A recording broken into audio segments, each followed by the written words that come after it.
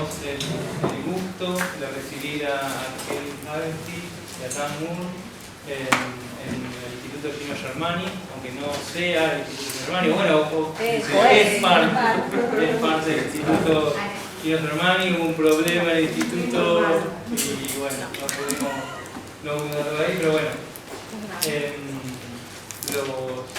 los diferentes grupos que ya hemos mencionado, hemos organizado esta charla con los profesores Kevin y Dan.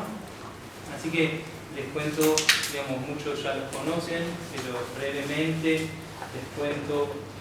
La ponencia de Dan será mirando del noreste al sureste, feminismo carcelario, igualdad de género y respuestas globales a la desigualdad de género.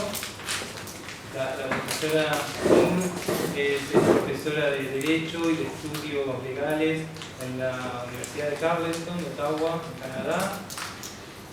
Y tiene muchas publicaciones acerca de tratamiento sobre adicciones en prisión y la discusión sobre la rehabilitación. Y más recientemente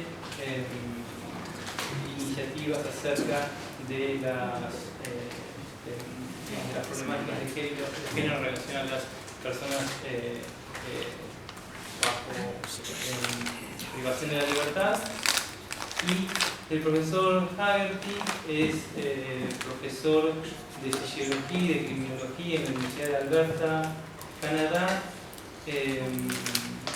y ha trabajado sobre los temas de vigilancia, gobierno, policiamiento y riesgo, y hoy en día es el codirector de uno de los proyectos más importantes de Canadá acerca de estudio acerca de las condiciones de detención en Canadá bajo una perspectiva cualitativa. Y como dije, la ponencia del profesor Haggerty se llama, como el título es Vigilancia, principales tendencias. ¿Me olvidó de algo, no? Una cosa para todos, van a estar proyectadas las traducciones que tan amablemente hicieron Lucía y Lucrecia, y de cualquier manera, si alguno está ubicado en una zona donde no ve bien las traducciones y las necesita, en el evento que hizo el Instituto Gino Germani, se pueden descargar a sus celulares o a sus computadoras las traducciones. Digo, pues si alguno lo necesita. Excelente. Bueno, ¿quién ganó? Who wins the battle? I go first. Okay. So should I get set up here? Should I get everything set up? Yes. Okay.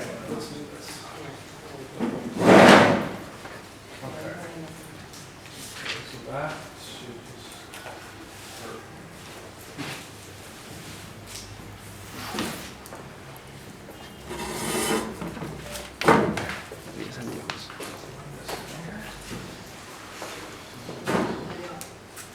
Okay, I think that should work.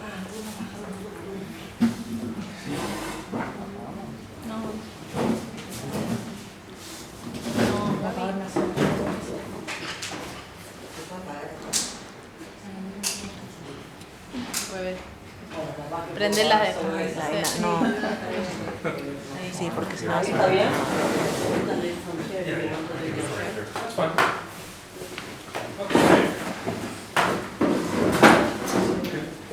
Will people be able to see what am I writing?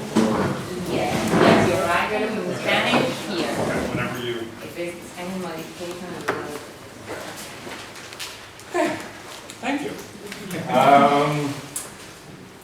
This is going to be very different with the language, but thank you very much for the opportunity to speak to you, and thanks for your hospitality, and thank you for translating. I appreciate that. For the past several days, Dawn and I have been enjoying Argentinian hospitality. We've been talking about our research through a series of presentations at the winter school? Winter school, it's summer in Canada. The winter school at Santa Fe For me, that's meant that I've made 3 really research-based presentations on contemporary research that I'm doing in prisons in Canada.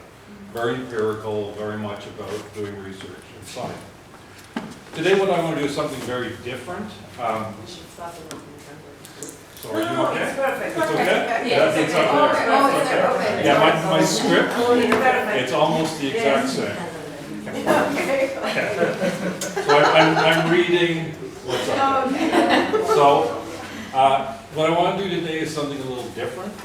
So rather than a close presentation of my empirical research, I want to do something more like a TED Talk, something big ideas, a big trend, so that's what I'm going to do. And I'm going to talk about broad trends in surveillance that I know from North America and Europe mostly. That might be very different in South America, and we can talk about that. So the talk is surveillance, the master patterns. As you're going to see, there's a lot going on in the world of surveillance. So really, I'm talking about some master patterns. We can point to other ones as we move along. So instead of having data to present to you, I will just scroll through some images that are more interesting than having to look at me for 30 minutes and more aesthetically pleasing.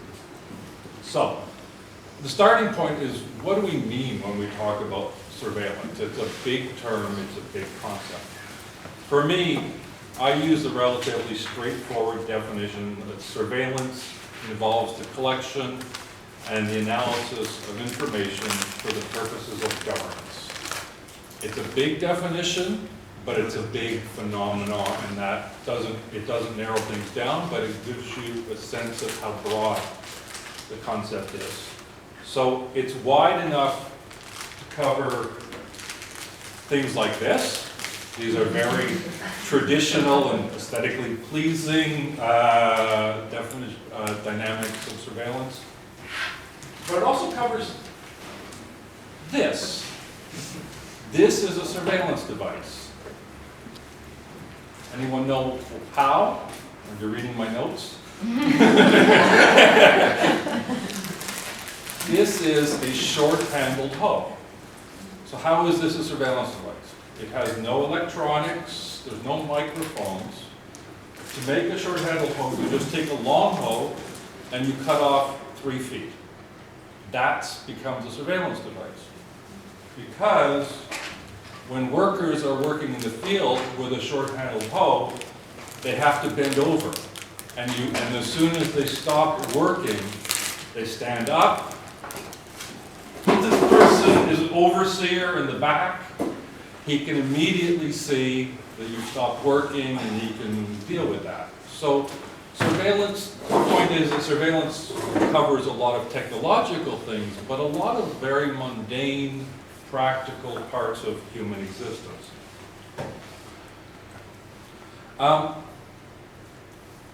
So while we have this contemporary fixation, attention on technology, it takes lots and lots of other forms. I'm not going to be able to begin to cover all of these things, but there is actually a very large literature now. Yes?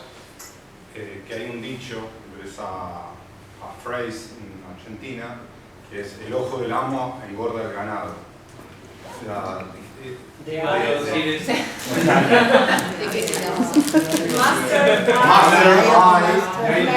your cattle bigger, stronger. Master, sorry? The landlord.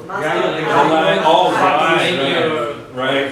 Your crops and your animals bigger, right? Yeah. So that's surveillance. Yeah. So that's the one before. Yeah. So this is just.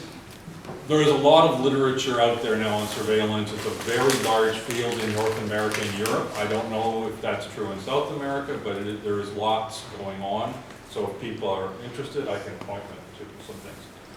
But before we talk about surveillance, I want to take us in a very different direction. I want to talk about something that is an entirely different time period, an entirely different topic.